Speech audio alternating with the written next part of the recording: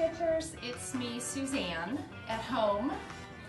I got home tonight and had a bite to eat, and I have been reading all of your answers from the survey that we just sent out the last few days. And one of the most consistent messages that we're getting is more videos. So you're probably thinking at this point, oh good Lord, we didn't mean you, Suzanne, but too bad. Okay, so follow me down my hall of my house and I'm going to show you my sewing studio. You've probably already seen Ray Ute's studio, and we're trying to encourage all of our staff to share from home what they're working on and what their space is like, because we are all adjusting to this time, and some of us, like me, I don't have a dedicated studio, but I love my little space. It's mostly mine, but also part Jane's, my daughter, who is in Las Cruces doing her final semester of college at school, but in her home in isolation. So anyway, okay, so we're in my studio. I'm just gonna kind of show you what's here. This is my treasured collage quilt dress form. Made this in a class with Gail, one of our teachers. This was, I love this quilt. It was made with the tumbler acrylic tool, and I made this, and I think actually it's upside down, but anyway, I made this a few years ago, and I call this my cereal quilt because I listened to the podcast Cereal over the winter while I was making this quilt, and I just love it. It's lots of scraps from favorite things that I've made.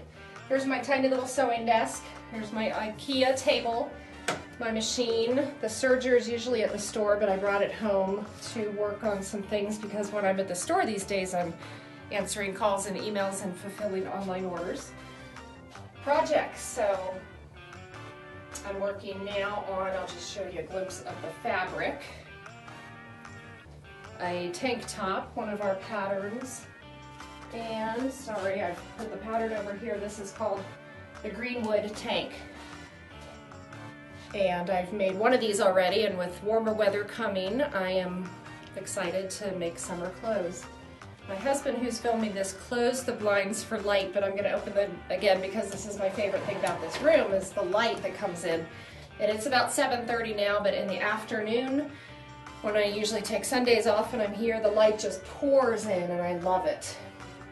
Not crazy about bars on the window, but when our girls were little, as you can see, the window is so accessible, so that was kind of a non-negotiable thing. I wouldn't sleep at night if we didn't have those on the window, so I'll close it again. Okay, over here is my cutting area. This dresser was, my mother's aunt or great aunt.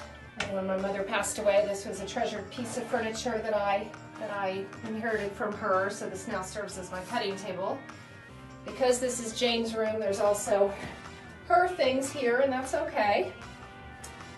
This is my design wall, which I pin away when I need to hold something up in front of the mirror.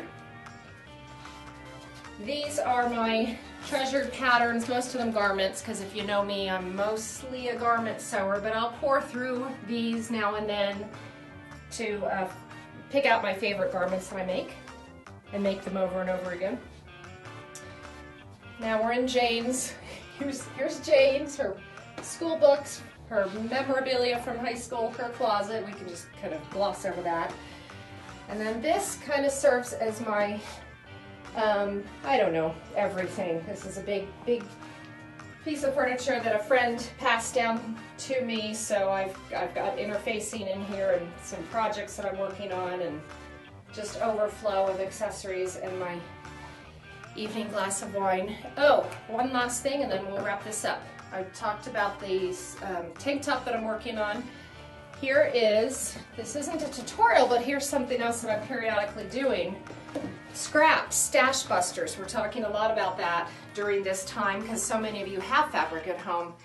I'm just going through my scraps and cutting 2.5 inch long strips and throwing them in here, and my plan when I have enough of them is to just make a crazy jelly roll rug. So it's not going to be one collection and one theme, but just This is for my future Project Jelly Roll rug. Oh, and then finally, where's your fabric, Suzanne? So I keep it in two places. I have a big bin here, a big basket, and then follow me over here, the bottom drawer of my mom's dresser. That's where I put a lot of it too. And that's it. I don't have a huge fabric stash, but as you know, I have a store I can go to when I need more fabric. So thanks for doing this tour with me, and we'll see you, well, we won't see you, we'll be in touch. Thanks.